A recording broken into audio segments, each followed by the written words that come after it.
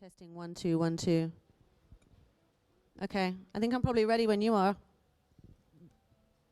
Okay, all right. Okay, hi everybody. Thank you very much for coming. It's been a little bit chaotic, so I appreciate your patience as we've been setting up. My name is Rebecca Jones. I am the founder of Block3 PR. We are a PR agency specializing in Web3 companies. Our biggest client right now is Trueflation. So please have a look at what they are doing. They've just won investment from Coinbase, and they are bringing economic data on-chain in an independent and fair way. We have other clients too, but I'm not going to plug them all. Today I'm going to be talking about crisis management during hacks and Depegs, which obviously is particularly important for stablecoins. We are at the Unstable Summit. We're here to talk about stablecoins. We're going to go into why that's particularly important, but before we do, I will just kind of run through who we are, my credentials. So I used to be a journalist. I was a journalist in London for a very long time, writing for newspapers like The Independent and The Observer and The Daily Express. So I have a very strong TradFi background. I found myself coming into Web3 by a kind of happy accident by living in Vietnam, which is the country with the highest rate of crypto adoption in the world, if you didn't know. And I founded a content agency which led me down the rabbit hole, and here we are. I founded Block3 PR in May 2022, right in the middle of the Terra Luna crash. And as somebody just said to me, that's really great if you don't care about making money, and also if you're interested in getting experience. And we definitely got a lot of experience when it comes to crisis management and dealing with reputational issues through events. My core team here, this is Florian Delaunay. He does our digital communication. And this is Anna Fedorova, who was a colleague of mine in London. She also wrote for The Independent, and she helps out on our PR team as well. So, 101, what is a Depeg or a hack? So, a Depeg, as most people will be familiar here, is when a cryptocurrency, typically a stable coin, depegs or decouples from the asset that it is trying to mirror. So typically that's the US dollar in our world. And our most recent depeg, of course, was USDC, which we're going to go into in a little bit of detail as we go on.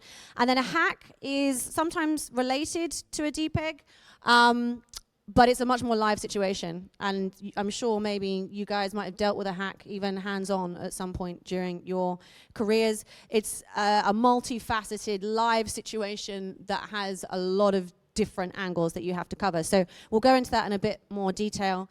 As I mentioned earlier, these events are particularly damaging for stablecoins because stablecoins are meant to be stable. They are not meant to jump around in the way that Bitcoin jumps around. We're very used to seeing Bitcoin go up and down by 10% on a day. That's not what stablecoins are meant to do. So when we do see a depeg or a hack, trust is lost. And trust is really, really key, even in this trustless environment that we find ourselves in, which is a debate in and of itself. And I have this debate all of the time. And at the Q&A session, perhaps we can go into that in a little bit more detail. But first of all, I wanted to talk a little bit about what we can learn from TradFi, because I have a TradFi background.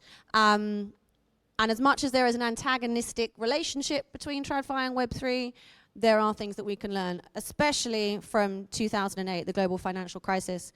So this was a real turning point for the whole world.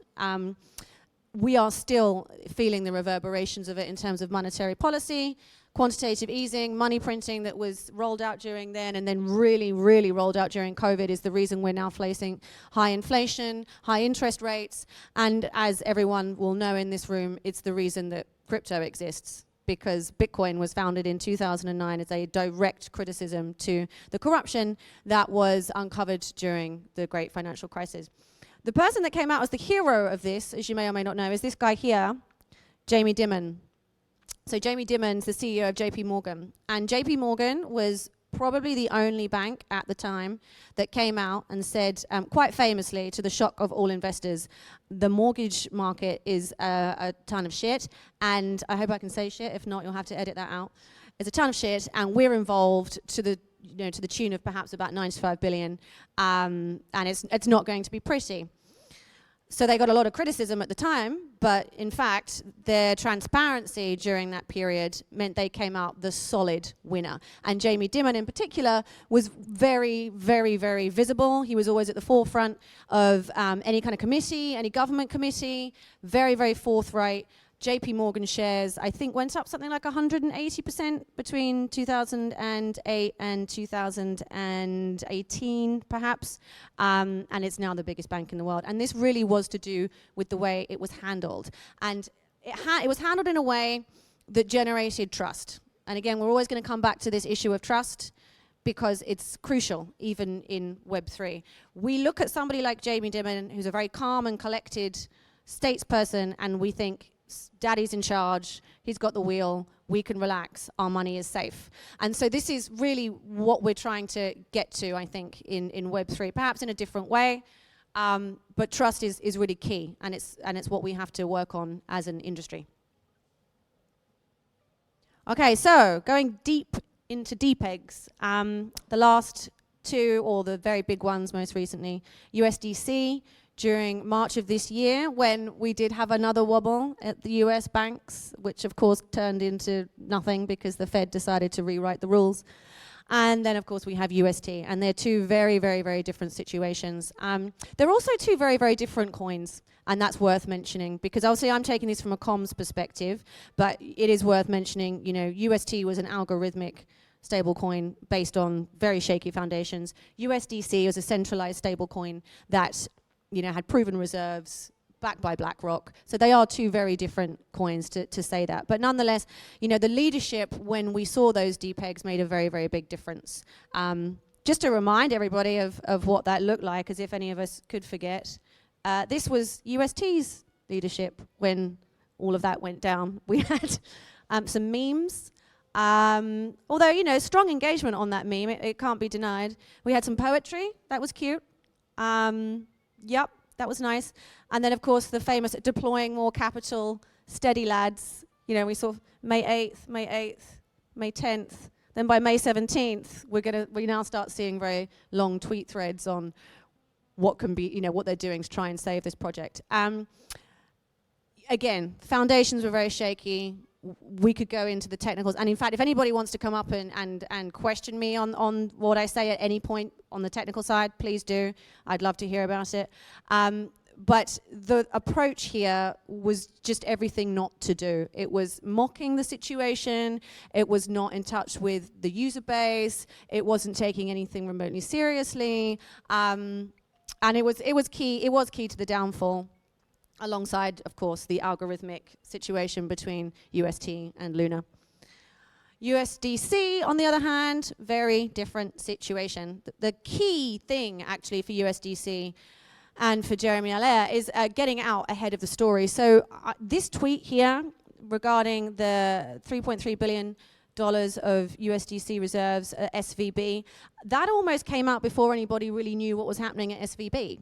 They were almost first off the block there with that. So they got right ahead of the story in recognition of the fact that if you don't get ahead of the story, someone else will. You need to be leading it from the front at all times. And this was a real exemplary moment there. They actually caught a lot of flack for this on Twitter. They got a lot of negative criticism. You know, this is just worrying people. Why would you say this? But actually, as time went on, it proved to be the right move, you know. And you know, not just Twitter, there were blogs, there were appearances on CNBC, on Bloomberg. There was constant communication, press releases. We were aware at all times of what USDC was doing. Of course, it also affected the industry at large. I did a roundtable earlier on today and heard from people like Badger Dow and others, and that were really negatively impacted by this, and it's been a lesson for the whole industry. But from a comms perspective, this is really how you do it. Again, though, this is a centralized project backed by BlackRock. So we can ask ourselves the question, could a decentralized project ever engender this kind of trust? It's a question, maybe not, but you know, it's something that we as an industry can perhaps work towards. So hacks are a different situation. hacks, sometimes I think you have to think of a hack a little bit like a kind of battle. Like you've got your developers, you've got your devs down in the trenches, fighting the fires, putting the fires out. You know, you've got your comms people like me kind of out at the gates trying to hold things back, and you've got your leaders of the cavalry out there trying to, you know, rally the troops, and then usually your community guys that are really on the front lines taking the hits, you know. So it's a very, very, very live situation. So whereas in a Depeg, you're probably thinking more about kind of keep calm and carry on. In a hack, it's more about keep running. And the unique feature of a hack as well is that sometimes you've got the hacker involved in the conversation, which is quite unique for Web3. We'll have a look in a moment at Beanstalk, for example, which suffered a very big hack in 2022. And at which point the leaders were actually communicating with the attacker and asking for conversation. And not only is that a great way to try and limit losses for your users, but it's actually really good PR because it makes you look very calm and very in control of the situation. So it's one of those features of a hack that can actually be turned around in your favor.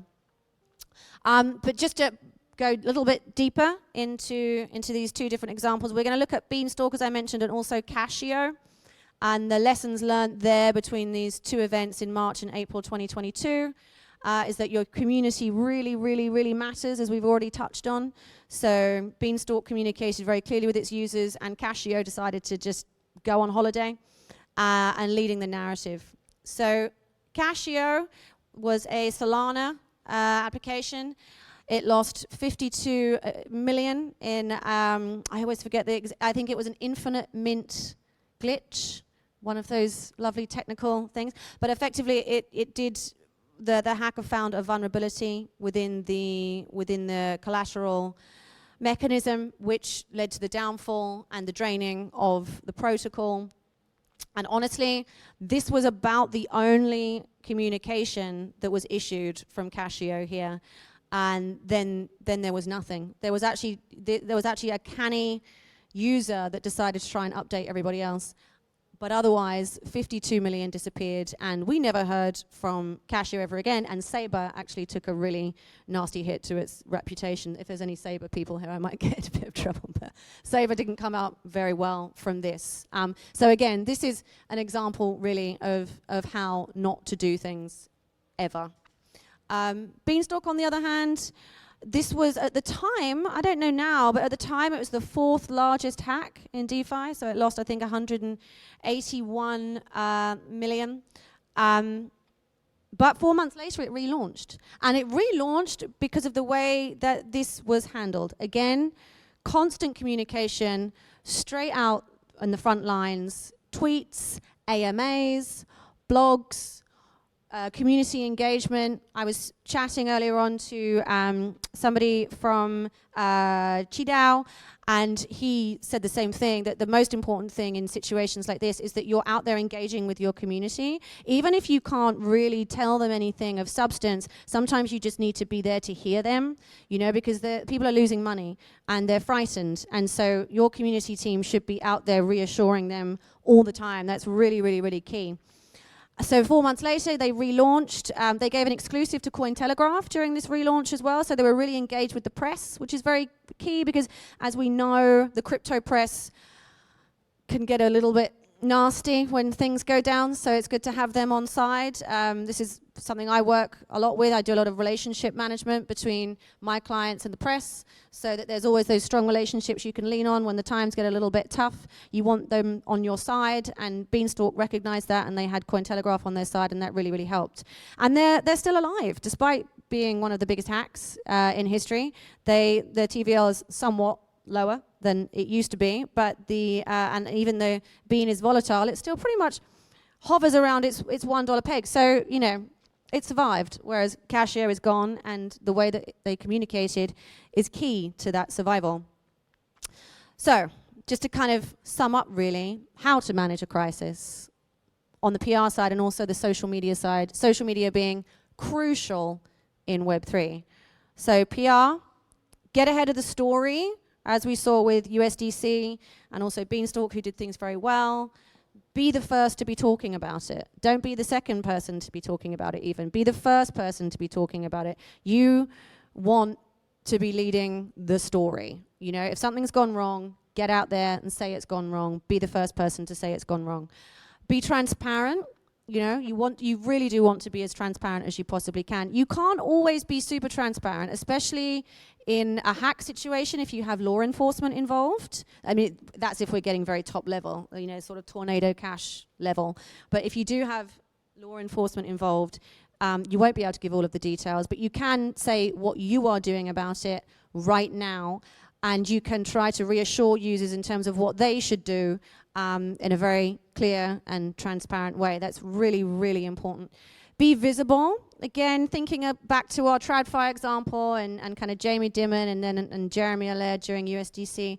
Be visible during this. You know, we want to see our leaders reassuring us that everything's going to be okay. That is very different from getting onto Twitter and venting, which we'll come on to in the social media section, but do be visible. And be consistent too, because Web3 is not uniquely, but it is one of those industries where anyone involved in the project has a platform, usually through Twitter or Telegram or Discord. So if you're not all singing from the same hymn sheet, that's not going to look good. So you may need to make sure that your team is very tight and that you're all saying the same thing, you know, and that you're keeping them updated in the same way that you're keeping your users updated as well. Create that sense of teamwork so you don't have any heroes going out feeling they can solve the situation on their own. So to avoid, I mean, this is just the flip side of that same coin, concealing the truth, don't lie, because, well, not even lie, but don't try and conceal anything, because it will come out. And it's better that you know you're the person saying it. Don't try to be funny, actually, during a crisis. I love cracking a joke, but crisis isn't the time. It's not the time for memes. Memes are fun when things are going well. They're not fun when people are losing, you know, tens of thousands or millions of dollars. So don't try to be funny. Keep the tone professional and conciliatory. And don't bury your head in the sand. Don't pretend it's not happening, because it very much is happening. And if you don't know what to do, come to someone like me that does know what to do. You know, reach out to a professional. Ideally, you've put plans and strategies in place to deal with this before the crisis even comes up, you know. And preparing for a crisis will be my next talk, because that's a whole, you know, another piece where you do a lot of solid groundwork. But if you don't have a comms team, if you don't have PR, you know, reach out, and rather than be silent, because it might save your project and it might save millions and millions of dollars. On the social media side, similar again, react really fast, considered, but fast, Don't sit there on your hands, make sure you're doing something. Utilize your users, again, in the good times rather, when the sun is shining. You should be building up your community and incentivizing them and getting them involved in decisions. So I worked at YieldApp. I was the head of communications for YieldApp. We had the YieldApp army. So these guys were just really enthusiastic token holders that were super, super into the project. And whenever we needed help on the communication side, these guys were always willing to kind of rally around because they were really passionate about the project. That's a really great asset to have. So don't discount that, and really work on making sure that you've got a strong community. And then make sure you keep that community updated at all times. Give them a space to vent. As I mentioned earlier, it's important that just that they can complain and worry, and just give them a space to do that. And use the right content as well. So probably in a hack situation, that's the only time anyone's going to read through like a 20-level tweet thread. People will take the time at that time, but you might want to try video content as well, especially if you have a charismatic leader that is good on camera, because that's going to be reassuring. If you don't, probably avoid it, but you know, consider different types of content. Again, mistakes to avoid: reacting emotionally. We've all been really, really drunk and gone onto Facebook at times we shouldn't have done, and that's fine, because only our mom and dad and friends are going to see that. If you're a Web3 leader, especially if you're Do Kwon, you're never going to live that down, you know, and it's not going to help you, your users, your project. Keep the emotion for the bar, and make sure there are no journalists around. Reacting too late, again, yeah, don't sit around and wait. Just go. And if you don't know what to say, find somebody that does. And don't overpromise. As being transparent is not the same as you know, saying that everything's going to be fine when you know it's not going to be fine. Just stick to the facts. Don't overpromise. That's really, really important. People want to be reassured, but don't lie to them at the same time.